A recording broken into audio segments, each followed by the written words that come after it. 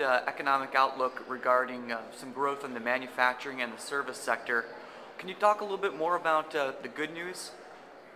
Well, the good news is that we have business cycles, and the up years usually last 3 to 5 years, and we're right in the middle of it, and it's perfectly reasonable to expect that the economy will be expanding for at least a couple more years. And we can see that in what's happening in auto, which is expanding from the lowest level it's had in many, many years, and you can see it in the slow beginning of a recovery in housing. And we're hopeful that the signs we saw in January and February of a strong recovery in the service sector will continue. You also mentioned that you expect these conditions to hold for the next 2 years or so, and then the debt crisis to kind of rear its head. Can you expand on that, please? Well, we know from history that these expansions, last 5 or 7 years, if not longer, and we're 3 years in. So, if we just look at history, we figure it'll happen. The other thing is that the international credit markets still have quite a bit of patience with the U.S. debt crisis, and people have not begun to get worried yet. I think that they will run out of patience sometime a year or so after the next election, when they discover that the election didn't solve the problem as both parties have promised that it will. And what is that going to do to the interest rates? Well, we know what's happened in Europe. Interest rates there were running in the 2 to 3% range. U.S. interest rates for federal notes are between 0 and 4% right now. In Europe, they went from 2 to 7 for a country like Italy, and into the double-digit range for Greece and Portugal. Knowing this, what should brokers keep in mind in the next couple years as they prepare for that? Well, the critical issue here is you have to assume great volatility in both price and volume.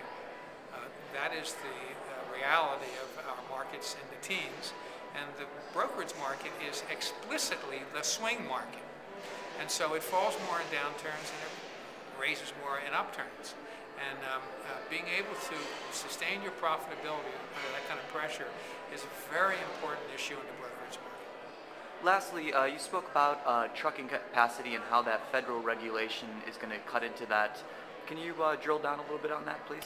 Sure. Well, there are 12 or 13 things the federal government is doing about safety, and I won't argue whether they're good or bad. The fact is that in each case, they either take drivers out by disqualifying people who probably should be disqualified, and the example of that is CSA, a program that has dramatically increased the amount of safety information about both carriers and drivers.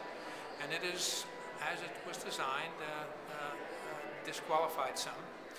We also know that hours of service are going to change next year, and when that happens, people won't be able to work as long as they did before, and we'll take more drivers, perhaps as many as 100,000 more, to do the same work we had before. There are also agendas about health with respect to sleep apnea, which would disqualify quite a few drivers. It's a fact that almost half of truck drivers are overweight, and overweight tends to mean sleep apnea. So those are, and there's also an agenda to get better drug testing information, and of course that has the unfortunate effect of disqualifying some drivers on that score. For folks on the non-asset side, what should they be keeping in mind? They should be keeping in mind that just because they don't have assets, it doesn't mean that these problems won't affect them. The critical imperative for non-asset people over the next 2 years is to ensure that they have access to enough carriers, enough people who do supply assets to keep their book of business full.